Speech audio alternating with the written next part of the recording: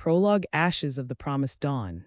Men screamed and cried as they charged toward the seemingly endless horde of enemies, their weapons drawn and their hearts steeled in grim anticipation of death. Before them stood not other men bearing rival banners, but monsters torn from the nightmares they had buried since childhood, creatures so grotesque that even the bravest among them shuddered deep within. Skeletal beings wielded jagged weapons forged from bone, their hollow eye sockets locked onto the terrified warriors with a gaze colder than any winter. Their jaws clattered as if in mockery, their limbs moved with unnatural stiffness, and yet they advanced with deadly precision. Behind them stumbled rotting corpses, their flesh in various states of decay, mouths gaping and limbs hanging loose like discarded puppets. Festering wounds revealed the sickly green and purple shades of advanced decomposition, while their eyes rolled wildly, devoid of life and purpose. Above this grotesque legion floated intangible spirits, translucent and distorted, their forms shifting as they moved through the air, untethered by gravity. Their wails carried on the wind, a haunting chorus that chilled the soul. These were not living creatures. These were abominations, horrors that had earned the name of the undead. The brave men now sprinting into battle understood this with painful clarity. They ran not for glory but for survival, for the faint glimmer of hope that by winning this fight, they could end the nightmare that had consumed their world. This was to be the final battle. They would either emerge victorious or fall and join the ranks of their grotesque enemies. As the two forces collided, volleys of arrows and eruptions of magic tore through the air. The battlefield lit up with deadly brilliance, and the earth itself trembled beneath the weight of the clash. Towering behind the monstrous horde stood a colossal structure that stretched high into the sky, its twisted form looming over the landscape like a grim sentinel. This towering monument had been constructed from the bones of countless victims, its frame macabre and vile, an abominable feat only possible through unimaginable slaughter. Each inch of its towering facade bore the marks of pain, suffering, and loss. From its highest spire, a terrible beast emerged, its massive wings unfurling as it roared into the sky. The roar shook the heavens, a guttural, violent sound that made weaker men falter, their knees buckling in instinctive fear. As the beast took to the air, the battle below intensified. The undead pressed forward with relentless energy. They knew no fear, no hesitation, no mercy. Wave after wave crashed into the human soldiers, pushing them back step by step. The air was thick with the scent of blood and decay. The ground was stained with crimson and littered with broken weapons and dismembered limbs. Morale among the living faltered. The will to fight dwindled as hope seemed to vanish. Despair crept into their hearts like a suffocating fog. Just as it seemed the tide would drown them, a thunderous voice rang out from the front lines, a defiant, booming cry that sliced through the despair. Fight on, my friends, today we make history. Today we exterminate the dead. At the center of the human formation stood a titan of a man, wielding a tower shield the size of a small wall. With each step, he used it to batter aside the skeletal warriors, sending them flying through the air like twigs in a storm. He was enormous, towering over even the tallest soldiers, at least 9 feet in height. His skin was a deep shade of black, his muscles rippling beneath heavy armor with every motion. This was no ordinary man. He was one of the 11 chosen heroes, champions whose names were etched into legend. This one was known as Behemoth. As he smashed his way forward, the men behind him felt their courage begin to return. Above the battlefield, another figure made his presence known. Riding a blazing ball of fire, a wiry man with a crooked grin hurled himself into the fray. The fireball shot toward a tightly clustered group of undead, trailing waves of heat in its wake. It struck the ground with explosive force, incinerating hundreds of zombies in a flash of scorching brilliance. The man landed gracefully amidst the smoke, his robes billowing around him as he summoned another spell. An orb glowed in his hands, pulsing with magical energy. This was another of the 11 heroes. He was known far and wide as Phoenix. His olive-toned skin and slim, athletic build gave him a deceptive appearance, but his mastery over fire was unmatched. With a sharp motion, he unleashed a wall of searing flame that swept across the battlefield, turning airborne undead to ash. Still, the undead refused to retreat. For every one destroyed, another seemed to rise. Corpses of the recently slain began to stir, pulled back to unholy life. The cycle of death and rebirth fueled the endless tide. Yet the heroes held their ground, each fought with unmatched power and resolve. An archer stood atop a ridge, loosing arrows with supernatural accuracy, every shot finding its mark. His hands moved so quickly they were nearly a blur, releasing a volley of projectiles that struck like a relentless rain. A martial artist danced through the chaos below, her every movement a display of fluid grace and lethal power. She weaved between enemies, landing blows that shattered bone and crushed skulls. A swordsman, his blade gleaming with a strange aura, cleaved through foes with ease. Armor offered no protection, and even the strongest undead fell before his strikes.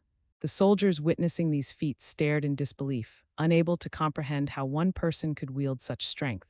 With their faith renewed, the men surged forward. Hope returned to the battlefield, blazing like a wildfire. They screamed battle cries, their voices louder than fear, and drove into the enemy lines with newfound energy. In the skies above, another warrior appeared. He rode atop a serpent with dozens of feathered wings, his silhouette striking against the smoky horizon. A long lance was gripped firmly in his hand, and behind him soared a host of magical beasts, each snarling and clawing at the air. His advance shattered enemy formations, clearing a path below. That opening was all another hero needed. Laughter rang across the battlefield as a man darted between the confused undead.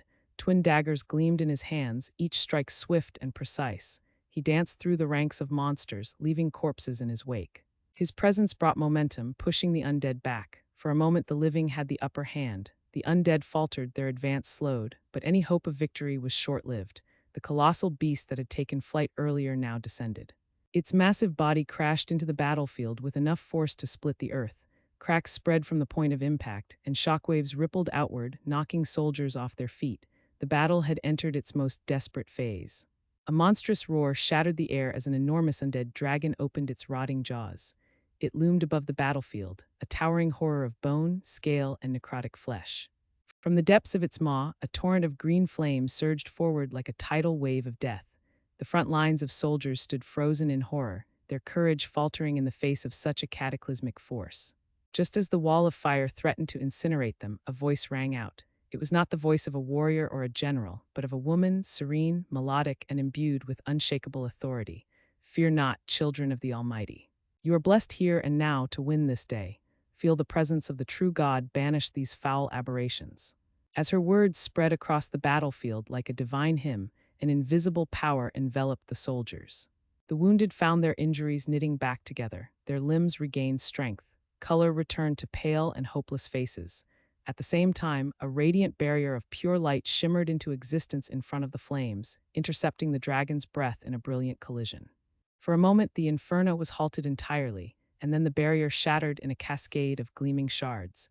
Standing at the heart of this miracle was a woman cloaked in an ornate robe of rich silvers and shimmering blues.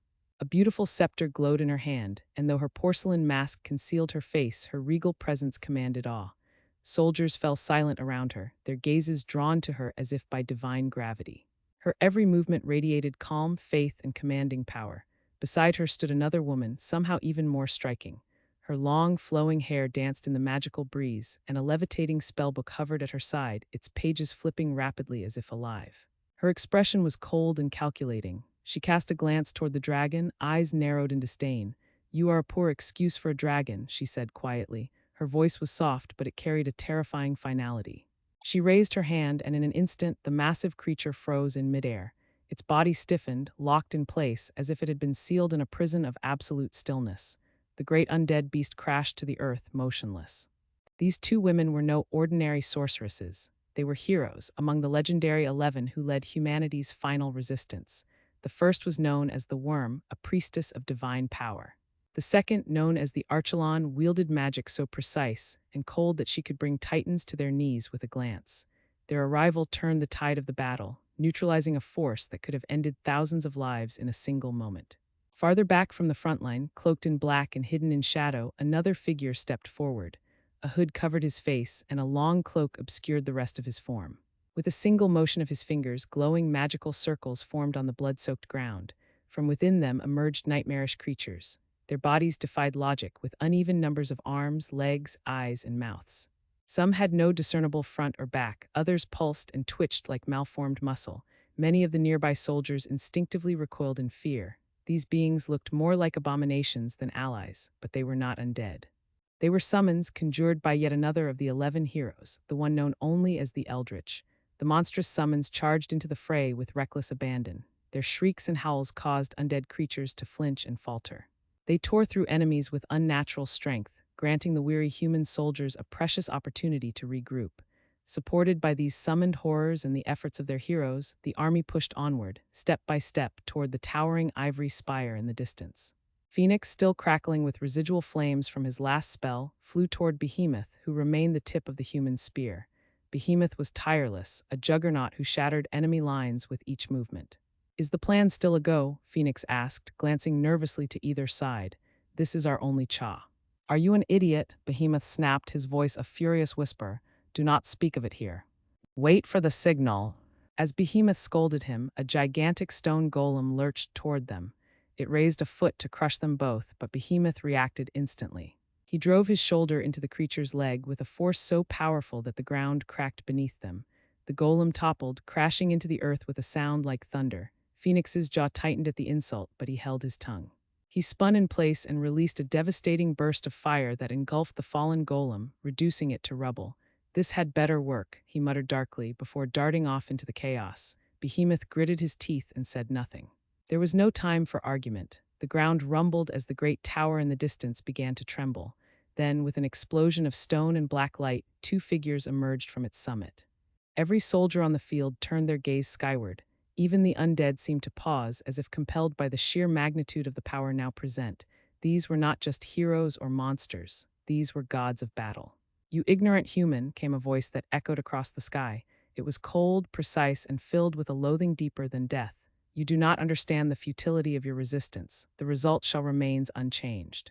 Surrender and embrace the eternity I offer." The speaker was tall and unnervingly thin. His flesh barely clung to his bones. His robe shimmered like midnight, speckled with glimmers like distant stars. In his hand, he gripped a staff crowned with a black gemstone held in a skeletal clasp. He radiated ancient authority, the aura of a king who had ruled not for decades or centuries, but for endless ages. Opposing him was a man so striking, he seemed a vision sculpted by gods. His hair was a shimmering silver, the color of diamonds, and his eyes glowed with the same ethereal brilliance. Muscles rippled beneath his jet-black armor, which shimmered with otherworldly energy. In his hand, a weapon of light had taken the shape of a sword. As he charged forward, it shifted, growing into a radiant spear designed to pierce through anything in existence. "Enough of your delusions," the man declared, his voice unwavering. "After I destroy you, this world will be free from this nightmare. You arrogant rub, fear not, I shall make your death swift. Your corpse, however, will serve me well," declared the sovereign of this unholy dominion. The ruler of the labyrinth, the one who commanded all within it, met the oncoming spear with a calculated movement of his staff. The two clashed in the air, the force of their meeting sending a powerful shockwave through the surroundings. With a flick of his skeletal wrist, the king cast a spell. Dozens of razor-sharp bone shards emerged from the air around him, before flying towards their master's enemy. The Diamond Dragon, hero of the people and bearer of legends, would not allow such a barrage to go unanswered. In response, his weapon shifted, changing its shape to form a luminous bow. In the blink of an eye, he released a volley of radiant arrows, each forged from pure light. They collided midair with the bone projectiles, neutralizing every one. Without pause, he released a singular, powerful arrow, this one directed squarely at the master of the labyrinth. The dark ruler sneered. With another gesture, a wall of bones surged up in front of him, absorbing the impact of the arrow. He then dove toward the rooftop of the towering fortress, his expression twisting with frustration. Without wasting a second, he activated one of his most powerful cards. 5 magical circles ignited into being around him, and from their centers emerged 5 undead creatures. Each was unique and each radiated immense power. These were not mindless minions, but elite guardians, much stronger than the army fighting below. "It makes sense that a creature like you would have no honor," the Diamond Dragon said coldly as he descended through the air. "Luckily for me, neither do I." With those words, he called upon one of his own hidden strengths.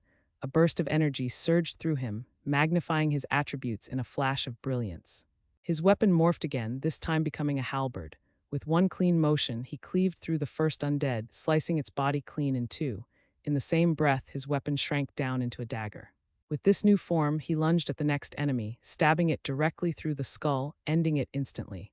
One by one, the Diamond Dragon struck with deadly precision.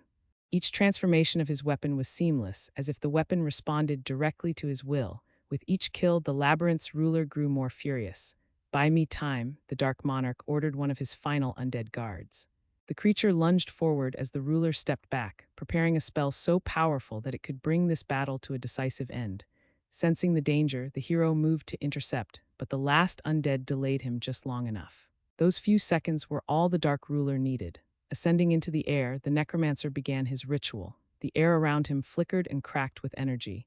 The sky itself seemed to dim as magical pressure flooded the battlefield. Then, with a horrifying crackle, the conjured spell took shape. A colossal skull, dozens of meters wide and even taller, hovered above the battlefield. It pulsed with energy that made even the distant soldiers gasp in horror.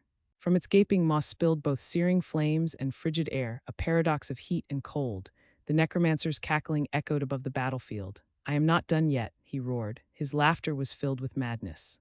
As the skull crackled with lighting, brightening up the sky, the diamond dragon realized at once that meeting the spell head-on would mean certain death. He moved to evade, but the necromancer adjusted his aim. The spell was not for the hero. It was for the army below. "You fought well against my guards," he shouted, "but let us see how you fare when I erase your army. Let their corpses rise and overwhelm you." The monstrous spell surged downward, plummeting toward the human soldiers. On the ground, the troops looked up. Some froze, others wept, a few screamed, but all understood their fate was sealed. A few tried to run, others clung to their comrades, but it would not matter, the blast would consume them all. This attack was more than a spell, it was annihilation. High above, the diamond dragon stared at the descending doom. His hatred for the necromancer boiled within him. He could kill the dark ruler now while he was unguarded. It would be a decisive blow, but if he took that chance, the army would die. Gritting his teeth, the hero turned his gaze from the vulnerable necromancer to the falling spell. His choice was made. He plunged downward at incredible speed. The air itself screamed as he descended. Shockwaves trailed in his wake. He caught up to the falling spell. He passed it. Then he stopped, hanging in the air just above the army. His weapon transformed once again, now taking the form of a glowing scepter. Holding it aloft, he summoned an enormous barrier of divine magic. It spread outward like a dome, wide enough to encompass the blast zone. A moment later, the spell hit. A deafening explosion erupted. The sound was like the earth tearing open. Light, fire, ice, and energy slammed into the barrier. The ground shook. The sky lit up. The force of the explosion echoed across the land. Smoke, ash, and debris clouded the air. Visibility vanished. Above, the necromancer looked down, eyes gleaming with smug satisfaction. "I told you the result would remain unchanged," he whispered. He prepared to begin the rebuilding of his fortress and resurrection of his army, but before he could act, he felt something. A force, a presence, a power. From within the sea of smoke, a figure rose. The diamond dragon emerged, his body battered beyond recognition. Half his frame was scorched and blistered. The other half was covered in frostbite and bleeding wounds. His once radiant armor was cracked and smoldering, yet he flew upward, eyes blazing with fury. "You should be dead," the necromancer stammered, his voice faltering. But the hero said nothing. He flew straight at his foe with blinding speed. Before the necromancer could react, he was struck by a powerful punch to the chest, sending him hurtling upward. The hero seized his leg and slammed him downward with bone-shattering force. Before the necromancer could recover, the diamond dragon's weapon became a massive hammer. With a single brutal swing, he struck the necromancer once more, launching him even higher into the darkened sky. As he flew through the air, the necromancer cursed himself for being deceived. He had assumed this human was like all the others, bound by emotion, weighed down by sentiment and weakness. But he had been wrong, completely and utterly wrong. He could see it now, reflected in those eyes. The light was gone. They shone with nothing at all, hollow and empty, no different from his own lifeless gaze. This man was no ordinary human. He was a monster just like him. The necromancer tried to slow his momentum, to retaliate, to gather himself for a counterattack. He imagined the hero's body had to be on the verge of collapse, perhaps a single breath away from death. Yet in that moment, something primal stirred within him, an instinctual fear he had not felt before. His head turned of its own accord, and what he saw filled him with dread. The monster was behind him, holding a glowing spear, eyes brimming with relentless fury. Without hesitation, the weapon pierced through the necromancer's body, driving deep into his chest. The force of the impact propelled them both downward, straight from the summit of the ivory tower. The spear remained lodged in the necromancer like a nail, and the diamond dragon pressed downward, pushing them together toward the heart of the fortress. In desperation, the necromancer cried out, "Wait, you will kill us both." His voice cracked with panic, trying to appeal to something, anything that might save him. "I am fine with that," the diamond dragon replied, calm and unyielding. Together they crashed through the tower's upper walls, sending masonry flying. The entire top half of the structure buckled, collapsing in a deafening roar of destruction. The tower tipped and fell away from the battlefield, crumbling under its own weight. Down below, the surviving army watched in stunned silence. Their hero had saved them from annihilation and now, before their very eyes, had toppled the symbol of their greatest enemy. For a moment, all was still, then came the cries. Dragon, the voice belonged to the normally composed and stoic Archelon. Her composure broke as she ran toward the wreckage. Around her, the defenders stood frozen, their weapons lowered. The undead, no longer commanded, stood idle like broken puppets, their strings severed. The rest of the heroes followed, racing toward the fallen tower. The army remained where they were, bloody, bruised, and battered, but unable to look away from the ruin. Tears welled in many eyes. Some fell to their knees in prayer. Others embraced each other, crying in relief. They had done it. The nightmare was over. They would return home as victors, as heroes. Inside the collapsed structure, where once a pristine throne room had stood, now lay rubble and ruin. Amid the wreckage, the diamond dragon struggled to rise. Blood oozed from dozens of wounds. His limbs trembled, barely able to support him. His body was on the verge of collapse, yet still he stood. He looked across the destroyed chamber and found his enemy. The necromancer lay in two pieces. His torso writhed on the floor, arms twitching as he coughed up thick, black blood. "No, no, I cannot fall, not here," the necromancer gasped between fits of coughing. He dragged himself forward, inching toward the statue that stood undisturbed at the end of the room. It had survived the destruction. A monument to something forgotten, it now became the necromancer's final hope. Behind him, the diamond dragon stepped forward. His foot came down hard on the necromancer's tattered robe, pinning him in place. With silent finality, he reached down and flipped the dying king onto his back so they could face one another. The necromancer looked up at him, eyes flickering with both dread and acceptance. He chuckled weakly. "Would you like to know something funny?" he asked, his voice barely audible. "It would seem I will not be traveling to the netherworld alone. You will be." But before he could finish, the diamond dragon brought his foot down. There was a sickening crunch, and the necromancer moved no more. A soft smile formed on the hero's face. "I did it," he whispered. "I kept my promise." His mind drifted to the beginning, to the one person he had always fought for. The one person he wished could see him now. Dragon. A voice came, and then she was in his arms. Archelon threw herself into him, clutching his battered body tightly. She held on as if he might vanish with the wind. He smiled, resting his head against hers. "I am all right. Nothing worm cannot fix," he said softly, tilting her chin up so their eyes met. Then he kissed her gently on the lips. After all, this woman, feared and admired in equal measure, was his wife. "Please, save that for later. None of us need to see that sort of thing," Behemoth said, his deep voice rumbling with laughter as he entered the ruined hall. The other heroes followed behind him, each looking at Dragon with eyes that held something more than relief.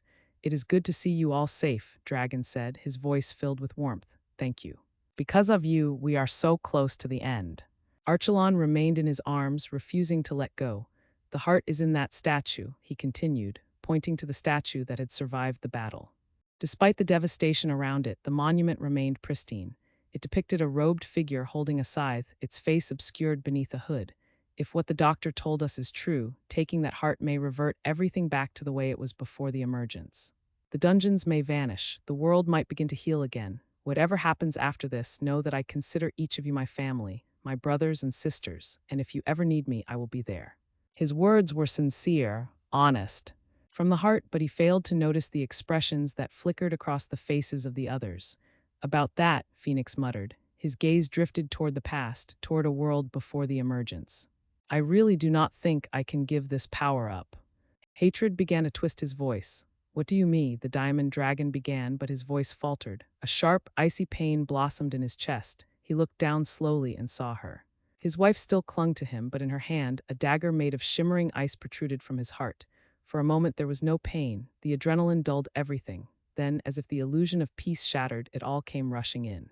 Every nerve screamed at once. Before he could even process the betrayal, a massive tower shield struck him from behind. The force sent him flying through the air, the dagger still embedded in his chest. He crashed across the ruined throne room.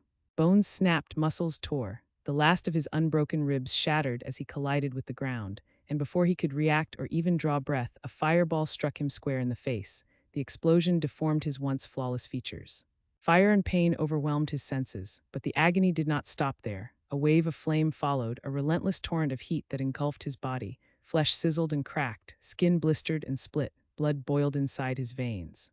And all the while, Phoenix stood nearby, his expression twisted with hatred and madness, pouring every ounce of mana he had into the relentless flames. Suddenly, a strong hand grabbed Phoenix by the shoulder and forced him back. Behemoth, his face solemn and stern, leaned down and stared at him coldly. That is enough. His voice, usually filled with energy and power, now carried a hollow sadness. His shield, stained with Diamond's blood, hung at his side. He isn't dead yet, Phoenix shouted, furious that he had been interrupted. He will be soon. Let him die in peace, Behemoth said, turning away from the charred form of the fallen hero. He looked over at the figure in the hood. Do you have it? He called out. The heart is secured. Do not worry, the cloaked eldritch replied. He stood beside the shattered remains of the statue. In his hand, he held a glowing gemstone, iridescent and larger than a man's head.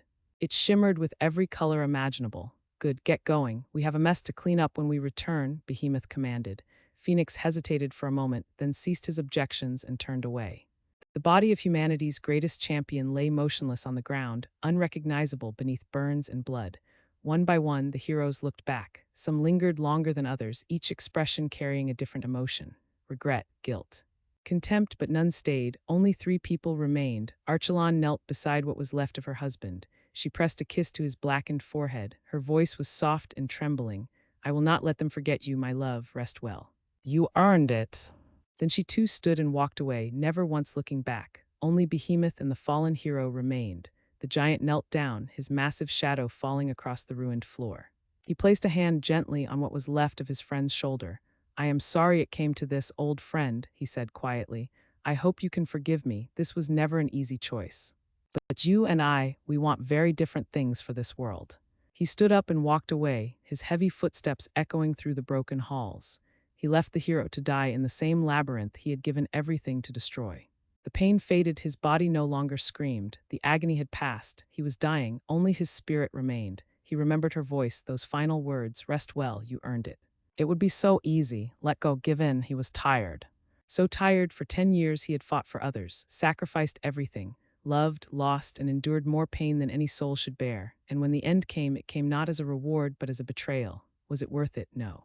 He knew that now, but that was the life he had been given, and the thought of rest, of peace, called to him like a lullaby. He tried to think of nothing, let the darkness take him. But then an image formed, a face, a smile, someone long gone. A promise. I am sorry, I could not keep my promise, he thought, but then, as if summoned by his despair, that same image spoke. Save this world, it said, be the person you always wanted to save you. The words were soft, but they cut deeper than any blade. He had lived by them, fought by them, bled for them. Was this truly the end? Was this how it would end? No, no, no, no. He screamed the word within the depths of his soul. His voice echoed in the void. His body had given out. His mind followed close behind, but his spirit burned, it raged, it howled, it refused to die. This was not the end, it could not be the end. He had made a promise, he would keep it. Whether in this world or the next, he would rise again. These were the final thoughts of the man known to all as the Diamond Dragon. And to the world, it seemed as though his legend had come to an end.